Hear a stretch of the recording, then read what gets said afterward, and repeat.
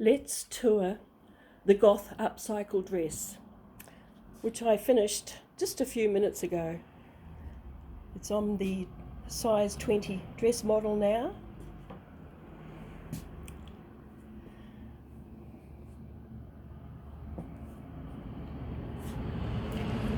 Now, I'm really happy with this dress. When I started it a couple of days ago, I felt quite dubious about it for a long time. It's not a kind of dress that I would wear any longer. My goth phase is well and truly over. My goth stage started around about 1975 when I was 16, and it ended when I was about 50. I feel quite silly wearing these kind of clothes these days, and of course my grey hair would make it all look like I was a big blob. Okay, let's have a quick squizzo at the back.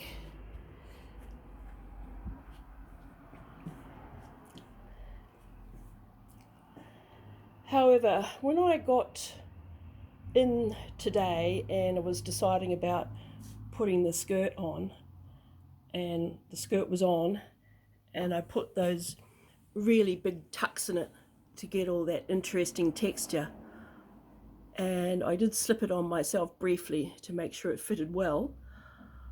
I realised this is a really good piece, and I'm really proud of it. It's worked incredibly well. I'm so glad that I was inspired by that tunic.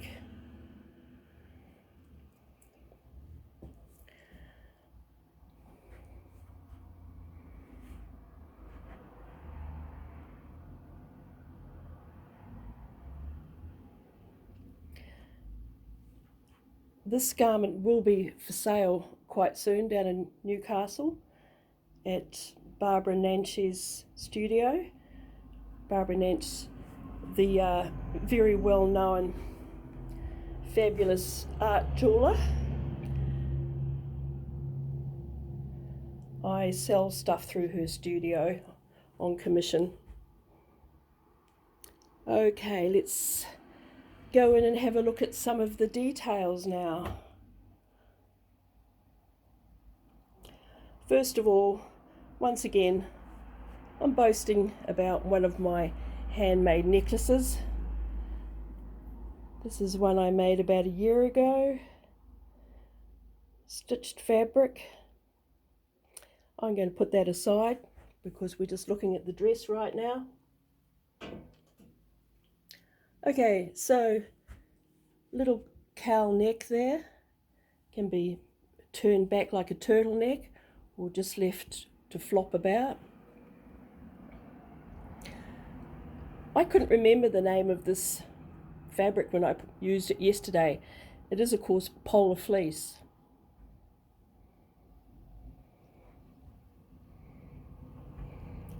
This is the largest piece that I've upcycled from my old tunic,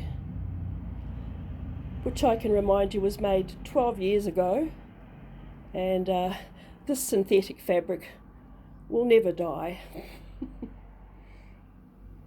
Yeah, so the pattern is my Zelda woman's top. The pattern is a short sleeve one, but because it's winter time and I'm freezing all the time, I wanted to put long sleeves on it, so I've made the sleeves out of the polar knit as well.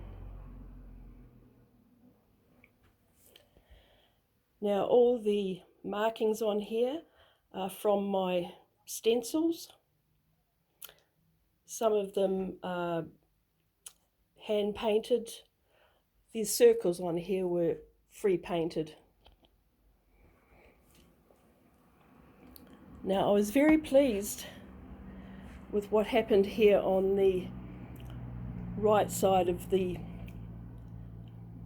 bodice, because this is part of the reason why I felt dubious about this whole garment when I started making it. Was this fabric was going to need a lot of alteration because it really didn't integrate well.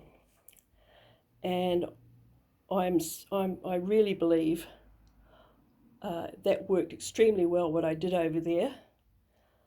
That patching and reverse applique. The garment only has one pocket. This is the patch pocket here. Put that little flap over it, and I've sewed a couple of buttons on there so that it integrates with the buttons that are attached in pairs on the other side.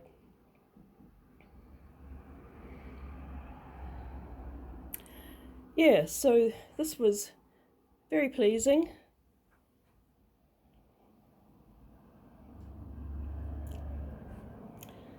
And just one more look at the back.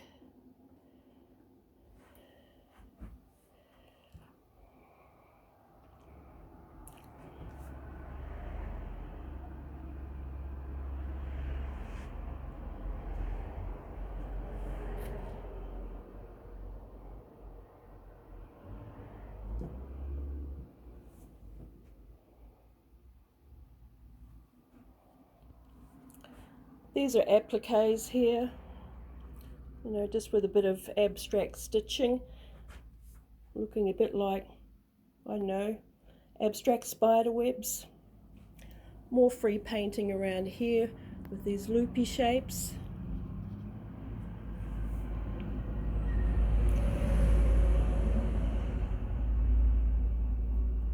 So I hope you've enjoyed the tour of the Goth upcycle.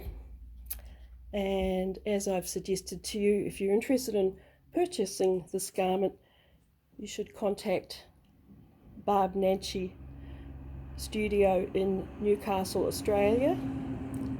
Barb's last name is spelt Nanshe, and Barb has for sale in her art jewellery studio all of the clothes that I make. They're only briefly here in my own studio in Murrundi, and then once or twice a month I pack them up and send them down to Barb to sell. Yeah, so I'm really pleased with this dress after having doubts about it for a long time through the making process.